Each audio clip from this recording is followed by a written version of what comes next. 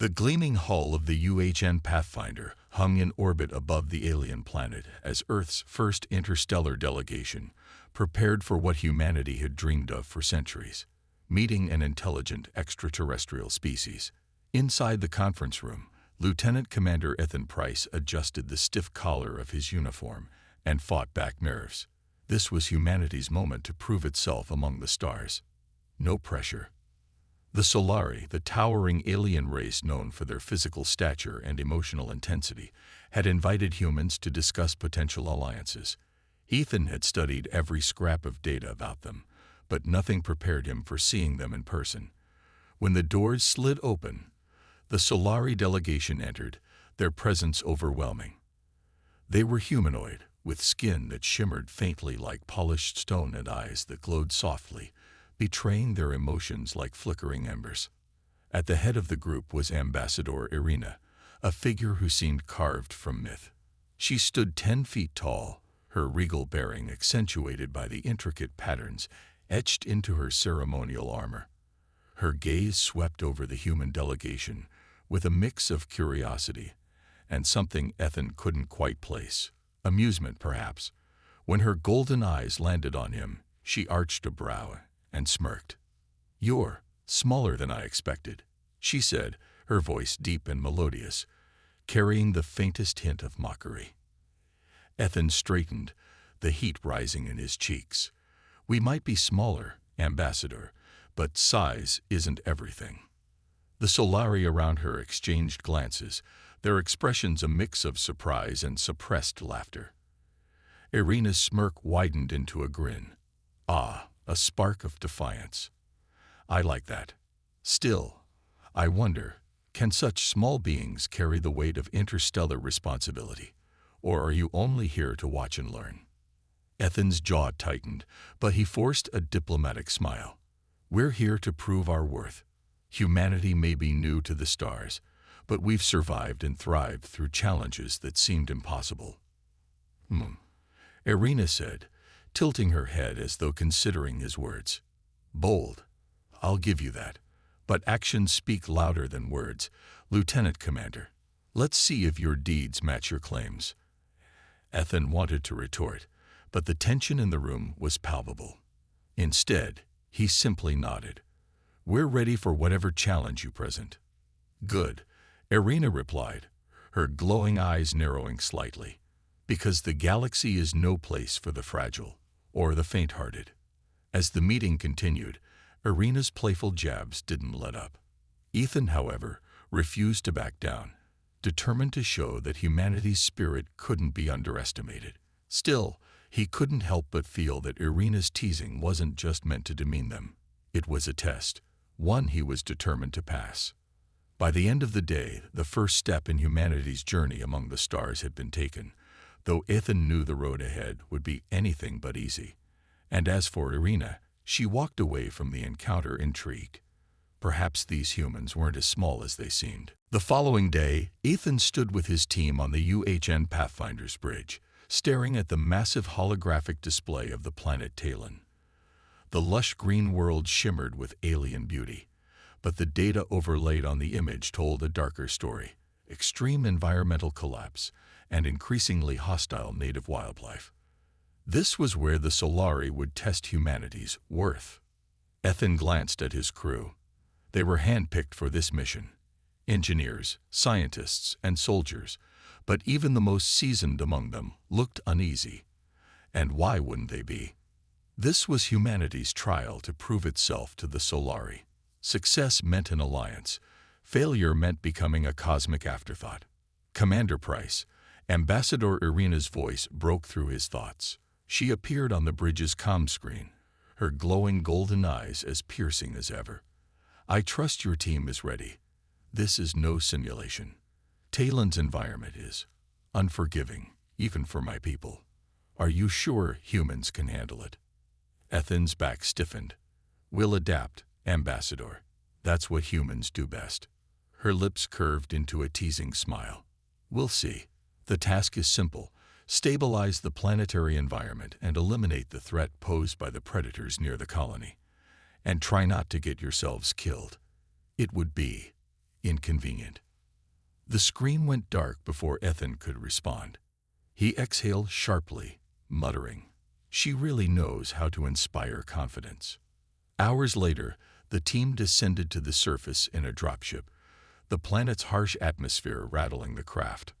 When they landed, the door hissed open, revealing a landscape that seemed pulled from a nightmare. Thick, greenish fog hung in the air, and twisted, alien plants with glowing veins reached out like grasping hands. The air smelled of sulfur and decay, and distant roars echoed across the valley. "Welcome to paradise," Ethan muttered as he led his team out. Their first objective was to repair the colony's environmental stabilizers, massive devices designed to control the planet's atmosphere.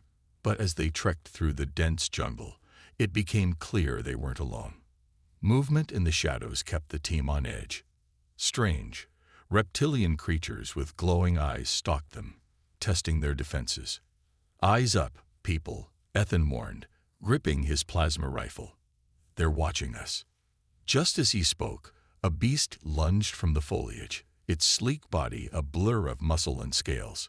Ethan fired, the plasma bolt hitting its mark, but more creatures poured out, surrounding them. The team formed a defensive circle, firing at the predators. The air filled with flashes of light and the acrid smell of burning flesh. "Commander, there's too many," a soldier yelled. Ethan's mind raced. They couldn't outrun these creatures, and fighting them head-on was suicide. Then an idea struck. He grabbed a flare from his pack and ignited it, the brilliant light cutting through the fog. The predators hesitated, their glowing eyes narrowing before they retreated into the shadows. "Smart move," said a soldier, breathing heavily. Ethan nodded, wiping sweat from his brow. "Adapt and survive. Let's move." As they continued toward the stabilizers, Ethan couldn't shake the feeling that this was only the beginning. Somewhere, Irina was probably watching, waiting to see if they could prove her wrong. And he intended to do exactly that. The jungle stretched endlessly around them, an alien maze of thick vines, bioluminescent fungi, and ominous growls in the distance. Ethan's team trudged forward, the environmental stabilizer in sight, its towering metal structure barely visible through the dense green haze. The air was thick with humidity, and every step felt like a battle against the terrain. "Commander, we're picking up increasing seismic activity," said Dr. Vega, the team's geologist, glancing nervously at her handheld scanner. "If we don't stabilize the area soon, this entire region could collapse into a sinkhole." "Then let's not waste time," Ethan said, gripping his plasma rifle. "Stay alert. We don't know what else is out there." As they approached the stabilizer, the ground beneath them trembled. Ethan signaled the team to halt, scanning the area for threats. The stabilizer, once a gleaming beacon of technology, was now overrun by alien plant life. Vines crawled up its structure, and glowing pods pulsated like beating hearts. "We need to clear the overgrowth and reset the power grid," said Corporal Diaz, the team's engineer. "But those pods, they don't look friendly." Before anyone could respond, the ground erupted. A massive creature burst forth, its body resembling a mix of reptile and insect, with razor-sharp mandibles and shimmering, chitinous armor. The beast let out a deafening roar, its 6 glowing eyes locking onto the team. "Fall back," Ethan shouted as the creature charged. The team scattered, firing plasma bolts at the beast, but its thick armor absorbed the shots. Ethan dodged a swipe from one of its claws, rolling to the side as the creature crushed a nearby tree like it was paper. "This thing's indestructible," Diaz yelled, panic creeping into his voice. "Nothing's indestructible," Ethan said through gritted teeth. His mind raced. The beast was too fast and too strong for a direct assault. They needed a plan, and fast. Ethan's eyes darted to the stabilizer. The vines clinging to it were connected to the glowing pods. An idea formed. "Diaz, can you overload the stabilizer's core?" Diaz hesitated, then nodded. "Yeah, but it'll cause an energy surge." "What's the plan?" Ethan fired at the beast to distract it, shouting, "Do it, everyone else. Keep it busy." The team unleashed a barrage of plasma fire, drawing the creature's attention as Dias sprinted toward the stabilizer. With practiced efficiency, he began rerouting power to the core. Meanwhile, Ethan led the creature away, narrowly avoiding its snapping mandibles. "Dias, how much longer?" Ethan called out. 10 seconds. Dias shouted, sweat pouring down his face as he worked. The stabilizer's core hummed loudly, the glow from the pods intensifying. Ethan dove behind a fallen tree just as Dias shouted. Now, the energy surge ripped through the area, igniting the pods in a chain reaction. The explosion engulfed the creature, its screeching roar cut short as the blast tore through its armored body. When the smoke cleared, the beast lay still, and the overgrowth around the stabilizer was burned away. Ethan stood, breathing hard. "Adapt and survive," he muttered, helping Dias to his feet. "That's what we do." As the team reset the stabilizer, Ethan couldn't help but think of Irina's words. Maybe humanity wasn't big or strong like the Solari, but their ingenuity was something no alien could underestimate. Somewhere out there, Ethan imagined Irina smirking, and he smiled. "Let's show them what we're made of." With the stabilizer reset and the immediate danger neutralized, the jungle around them began to calm. The oppressive humidity lifted slightly, and the glowing veins in the alien flora dimmed. Ethan and his team took a moment to catch their breath, but the relief was short-lived. They knew their mission was far from over. Back on the UHN Pathfinder, the communication channel buzzed to life. Ambassador Irina's face appeared on the screen in the team's comm devices, her golden eyes glinting with curiosity.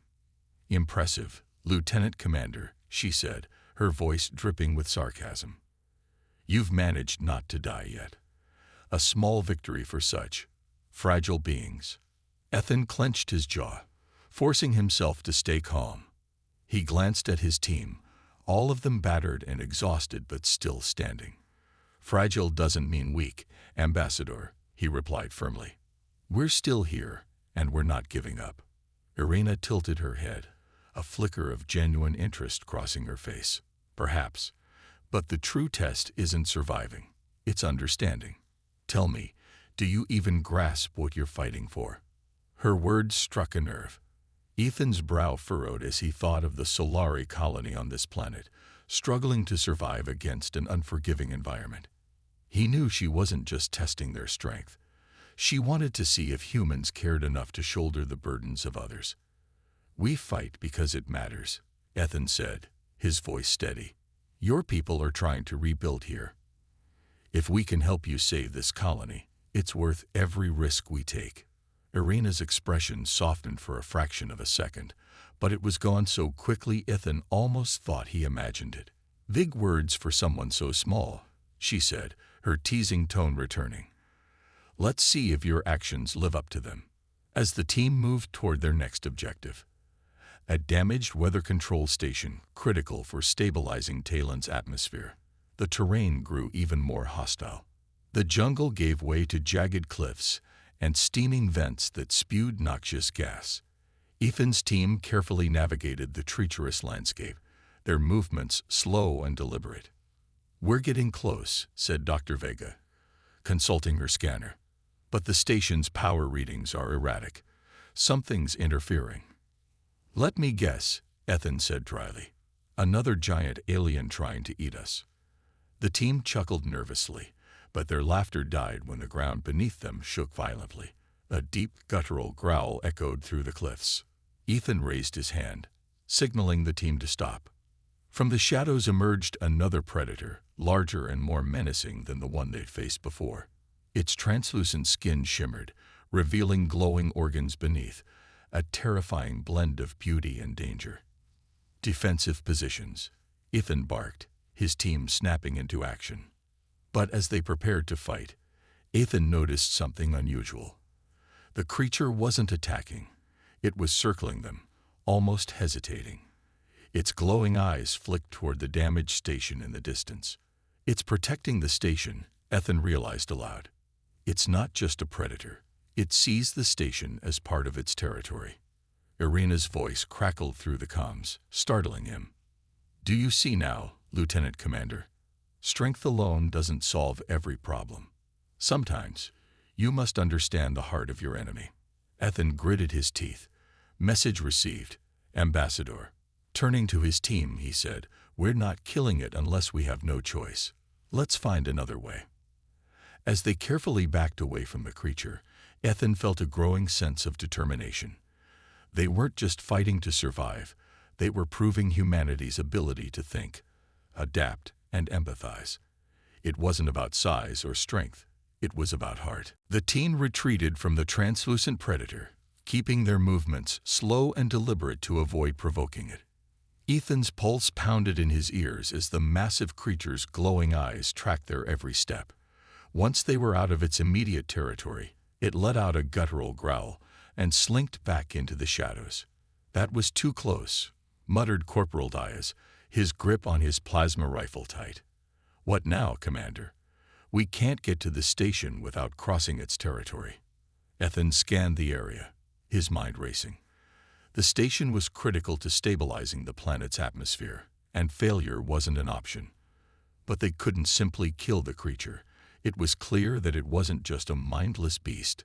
Something about the way it guarded the station felt purposeful.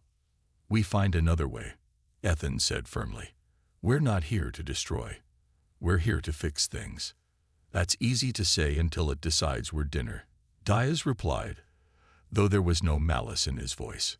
Dr. Vega chimed in, her scanner beeping softly. Commander, I'm detecting an underground passage nearby. It might lead us close to the station without entering the creature's territory. Good work, Vega, Ethan said with a nod. Let's move. The passage was narrow and dark, the walls glistening with condensation that shimmered under their headlamps. It felt like the planet itself was alive, its heartbeat vibrating through the walls. As they moved deeper, the air grew colder, and a faint hum echoed through the cavern. What's that sound? Diaz asked, his voice low. Could be the station's systems, Ethan replied. Let's hope we're getting close. When they emerged from the tunnel, the station loomed ahead, perched precariously on a rocky ledge. Its once sleek design was marred by years of neglect, with panels ripped open and wires dangling like vines. Sparks flickered from exposed circuits, and a low-frequency hum filled the air. But the sight that caught everyone's attention wasn't the station. It was the massive structure standing behind it, a glowing obelisk of alien design, pulsing faintly with an unnatural light. What the hell is that? Diaz asked, his voice tinged with awe and fear. Ethan frowned, stepping closer to the obelisk. It's not Solari tech, he said. This must be what's interfering with the station. Dr. Vega scanned it with her device. Commander, this thing is generating an energy field that's destabilizing the entire region. It's ancient, centuries old, maybe more. But why is it here? Before Ethan could respond, the creature they'd avoided earlier emerged from the shadows, positioning itself between the team and the obelisk. It let out a deep, resonant growl, its glowing eyes narrowing. It's protecting the obelisk, Ethan said, realization dawning. This isn't just territory. That thing must be tied to the obelisk somehow. Irina's voice crackled through the comms. Ah, Lieutenant Commander, you found the heart of Talon's unrest. Tell me, what will your fragile species do now? Destroy the obelisk, the creature, or will you find a solution that doesn't involve breaking everything? Ethan clenched his fists, her words digging at him. We'll fix this, he replied, without killing anything. Irina chuckled softly. Then I'll watch with great interest.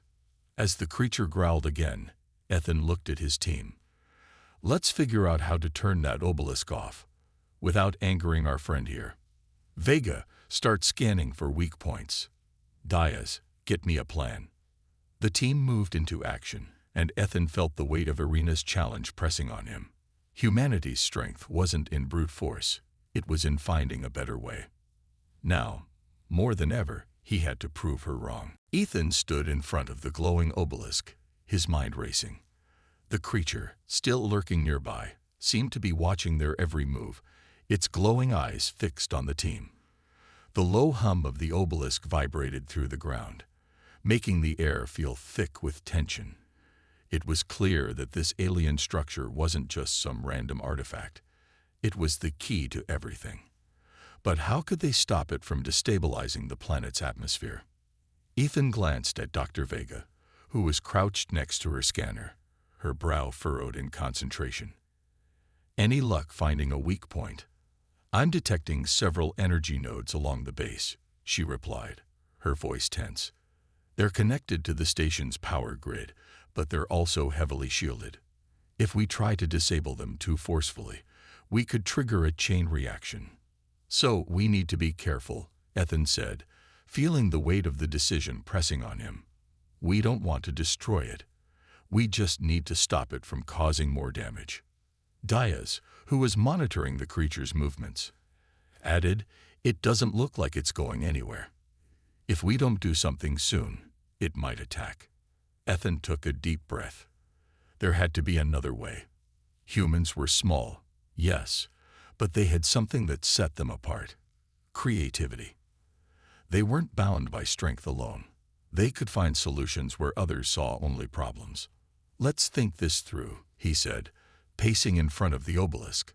His mind was moving fast, piecing together ideas. "We've got two objectives: neutralize the obelisk's energy field and avoid provoking the creature. We're not going to brute force this. We need something subtle." He turned to Diaz, who was crouched beside a panel on the station's wall. "What do you have for me?" Diaz was already working, fingers flying over the exposed wires. "I can reroute the power from the station's backup generator into a localized pulse. It should disrupt the energy field temporarily, but we'll need to be quick before the obelisk restabilizes." "And the creature?" Ethan asked. "I'll distract it," Diaz said, a grin on his face. "It'll be fine, Commander. Just get that pulse working." Ethan nodded, the plan coming together. He trusted Diaz, but the risk was enormous. Still, it was their best shot. "Vega, once Diaz starts, I need you to monitor the energy fluctuations. If it starts to get out of control, we pull back immediately." Vega gave him a sharp nod. "Got it." Diaz made his way toward the creature, moving slowly to avoid startling it. The beast seemed to sense his intentions, its glowing eyes narrowing as it prepared to charge. But Diaz didn't flinch. He knew his role in this. As long as the creature was focused on him, the rest of the team could work without interference. "Ready when you are," Diaz said, his voice calm.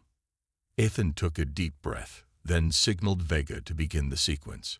The pulse generator hummed to life, and a surge of energy raced through the station's systems, sending a ripple through the obelisk's field. For a moment, the creature roared in confusion, its attention snapping toward the sudden disturbance. It charged at Diaz, but he was already moving, dodging just in time. The obelisk's energy field flickered, and the planet's atmosphere seemed to stabilize, if only temporarily. The shaking stopped, and the oppressive hum of the obelisk dimmed. "We've got a window," Ethan called out. "Vega, Diaz, keep your focus. We need to finish this." With the energy field weakened, the team sprang into action. Diaz managed to get the creature to retreat slightly, using a series of distraction flares, while Vega worked furiously to disable the obelisk's remaining energy nodes.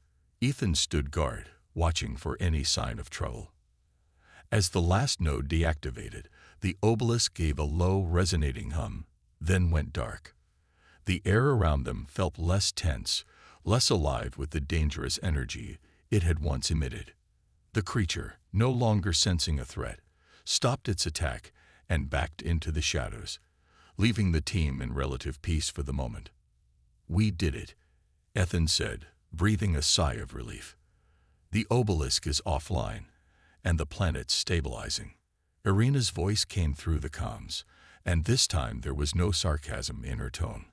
"Well done, Lieutenant Commander. It seems Your small species has some big ideas after all. Ethan smiled. I told you we'd find a way. The team stood in the now quiet clearing, their eyes fixed on the darkened obelisk and the retreating creature. The danger had passed, for now, but the weight of what they had accomplished hung in the air. Ethan wiped sweat from his brow, feeling a mix of exhaustion and pride. We've stabilized the planet, he said, his voice hoarse but strong. The atmosphere should hold now. It's just a matter of time before the colony can begin repairs. Dr. Vega gave a relieved sigh. I can't believe we pulled it off. That energy field was unlike anything I've ever seen. If we didn't have the right tools, we'd have been finished. Yeah, Diaz added, wiping his own brow, not to mention dealing with that creature. Remind me to never go near anything that big again. Ethan smiled. Agreed. But we did it. We made it work. Before anyone could respond, a voice interrupted them. Well, Lieutenant Commander, it seems you have proven me wrong. Ethan turned, and there she was, Ambassador Irina, towering above him as always, her golden eyes soft but sharp. She stood at the edge of the clearing, watching them closely. For once, there was no teasing smile on her face. Her usual confidence was still there, but there was something different in her gaze, something that caught Ethan's attention. You really did it, Irina continued, her voice no longer mocking, but filled with quiet respect. Not with your strength or your size, but with something far more valuable. Your ingenuity, your heart. Ethan couldn't help but feel a flicker of pride. I told you we wouldn't give up, he replied, meeting her gaze. We're not like other species. We have something that makes us strong. Something you can't measure in size or power. Irina stepped closer, her towering frame casting a long shadow over Ethan and his team. I see that now, she said quietly. You humans, you fight with your minds and your emotions. You are not as small as I once thought. There was a long pause, and for a moment, the only sound was the distant hum of the repaired station. Ethan couldn't quite believe the words he was hearing. Irina, the proud Solari ambassador who had mocked them at every turn, was admitting something he hadn't expected. Respect. You've done something I didn't believe was possible, she said, her voice softer than before. You've earned my admiration, Lieutenant Commander. But you've also earned something more important, our trust. The Solari will be watching you closely. But this time, it's with a different perspective. You have proven that humanity has a place among the stars. Ethan's heart skipped a beat. This was the moment he had been waiting for, the moment when the Solari finally recognized humanity's worth. And it had come, not through physical strength, but through heart and mind. He nodded, a smile tugging at the corners of his mouth. Thank you, Ambassador. We won't let you down. Irina returned the smile, though it was more reserved than the teasing grins she had given him before. I know you won't, and I'm looking forward to seeing what else your species can do. As the team stood there, surrounded by the alien world they had just saved, Ethan felt a warmth spread through him. The mission had been grueling, and there were still many challenges ahead, but this was a victory, one that went beyond the physical. It was a victory of spirit, of determination, of humanity's ability to rise above even the harshest trials. And as Irina turned to leave, she glanced back once more, her voice carrying on the wind. Perhaps I underestimated you, Lieutenant Commander. Perhaps in the end, it is not size that matters. Ethan watched her go, a smile still lingering on his face. The stars had just gotten a little bit brighter for humanity. In this part, humanity's persistence and ingenuity win over even the most skeptical of alien species. It highlights the shift in Ethan and Irina's relationship and sets the stage for future cooperation. Let me know how you'd like to proceed. The calm after their victory over the obelisk didn't last long. Just as the team began to feel a sense of accomplishment, the ground beneath them started to tremble once again. Ethan's pulse quickened as the low hum of the planet's atmosphere suddenly changed pitch, sending vibrations through the air. We've got a problem, Dr. Vega said, her voice tight with concern as she glanced at her scanner. The seismic activity is spiking again. Something's triggering it. Ethan's eyes narrowed. What is it? Diaz was already scanning the area with his rifle, his expression tense. I don't like the look of this. It's too quiet. Then, without warning, the sky above them darkened, clouds swirling in unnatural patterns. A low roar echoed through the air, sending the team into immediate alert. What the hell is that? Diaz muttered, his finger tightening on his trigger. It's too big to be a normal storm, Vega said, her voice rising with panic. The obelisk wasn't the only thing destabilizing the planet. Something else is causing this, and we need to find it before it's too late. Before Ethan could respond, a massive shape appeared from the cloud cover, its wings cutting through the air with an ominous sound. The creature was enormous, its scaled body gliding effortlessly through the sky, like some sort of prehistoric beast. It had multiple sets of glowing eyes that tracked the team as it soared overhead. That thing's huge. Diaz yelled. What the hell is it? Irina's voice crackled through their comms, calm but filled with urgency. Commander Price, you need to understand. This is no ordinary storm. That creature is a Talon sky serpent, a massive predator that controls the weather on this planet. And it's not alone. Ethan barely had time to process the information before more shapes appeared from the clouds, smaller versions of the sky serpent, their wings flapping with deadly precision. They dove toward the team, their sharp talons aimed directly at them. Get to cover, Ethan shouted, pushing the team into the relative safety of the jungle. The sky serpents attacked in waves, their bodies like living storms, crackling with static energy. The team fought back with everything they had, plasma rifles and flares, anything to keep the creatures at bay. But the larger sky serpent kept circling overhead, watching them with its glowing eyes, its presence commanding and terrifying. We can't fight these things head-on, Ethan muttered, keeping an eye on the sky. We need a plan. Vega, Diaz, what do we have? Vega was already working on a solution. The serpents are drawn to the energy fluctuations of the obelisk. If we can disrupt the energy field again, we might be able to disorient them long enough to make a retreat. Can you do it? Ethan asked. Vega didn't hesitate. I can, but it's going to take time. We'll need to get close to the obelisk without getting torn apart. Ethan's gaze locked on the approaching sky serpent, its massive wings blocking out the sun. Then we'll make our move. With no time to lose, the team raced toward the obelisk's location, using the cover of the jungle and firing sporadically at the smaller serpents that swooped down toward them. The air was thick with tension, the crackle of energy in the atmosphere making every step feel like an eternity. As they neared the obelisk, the sky serpent above them let out a deafening roar, diving straight for the team. Ethan could feel the ground shaking beneath his feet as the massive creature closed in. Vega now, he shouted. With a sharp, decisive motion, Vega activated the power reroute. The obelisk's energy surged again, a brilliant flash of light illuminating the jungle around them. The sky serpents recoiled, disoriented by the sudden surge. But the larger creature wasn't deterred. It dove straight at Ethan, its massive jaws gaping open.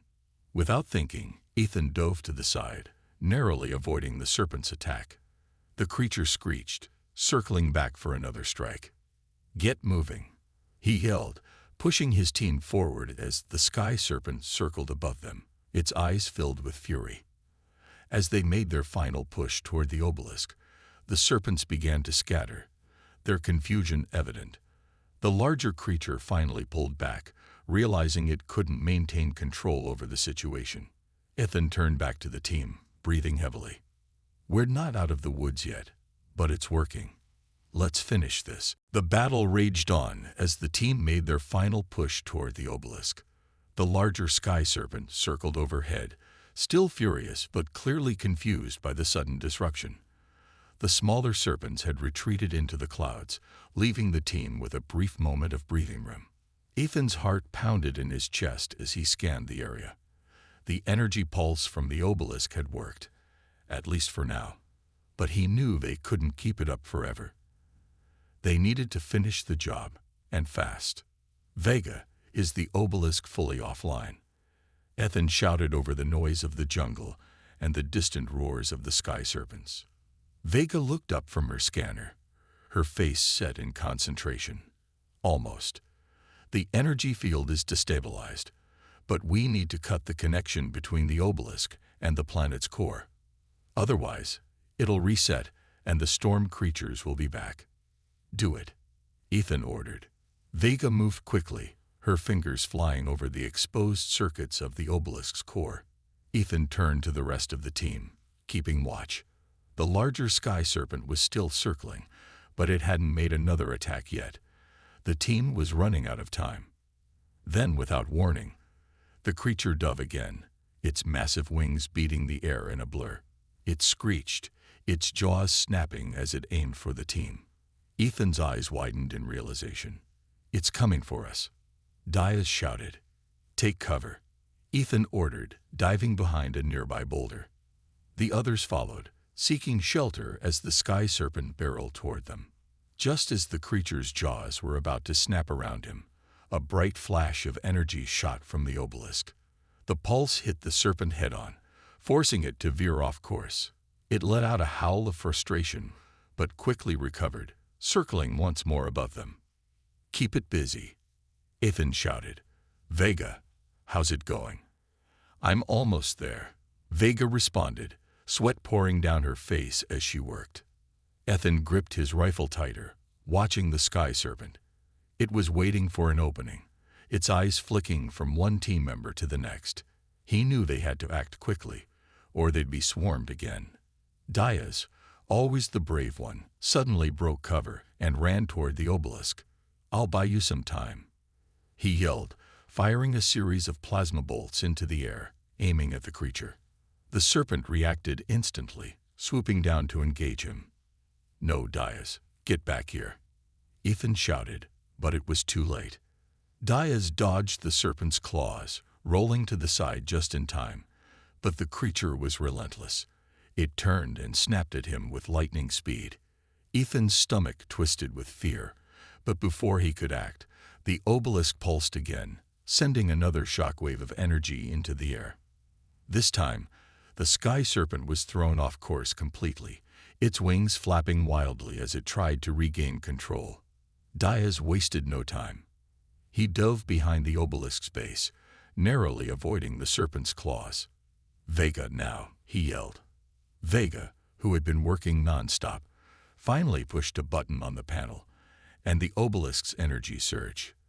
The pulse was strong, stronger than before.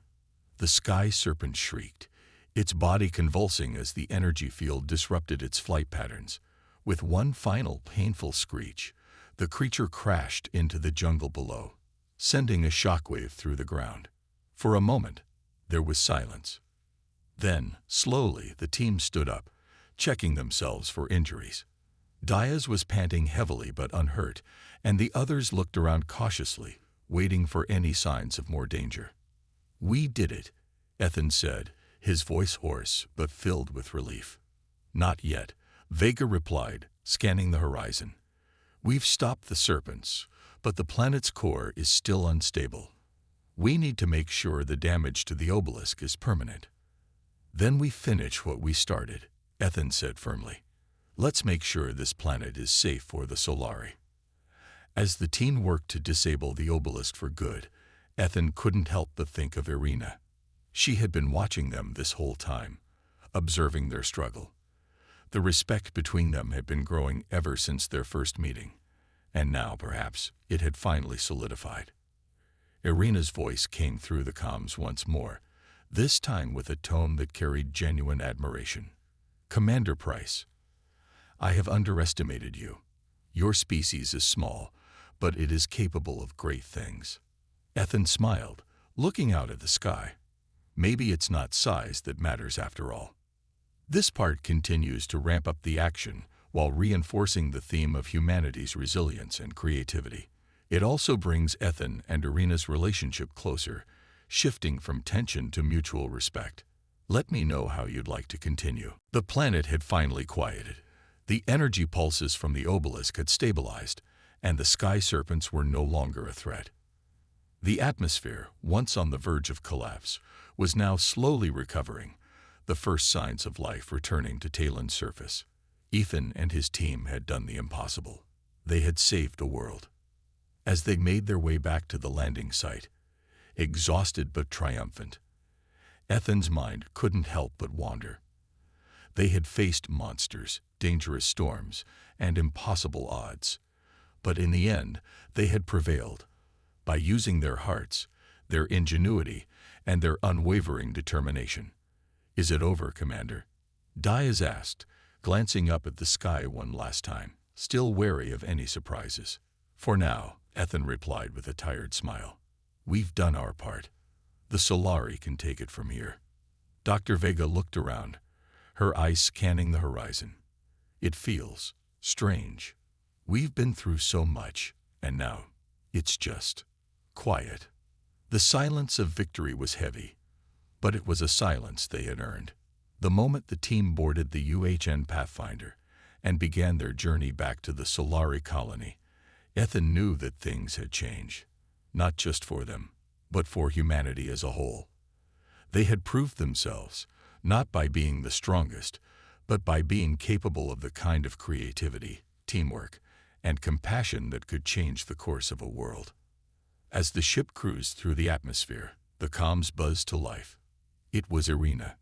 "Commander Price, you've done well," she said, her voice calm and measured, though there was a slight warmth in her tone. "Talon's future is secure, thanks to your actions, and for that, we are grateful." Ethan grinned. "You weren't so sure about us at first, Ambassador." Irina's voice softened, a hint of humor creeping into her words. "Perhaps, but I've seen the strength of your species in ways I did not expect. You are not as small as I once believed."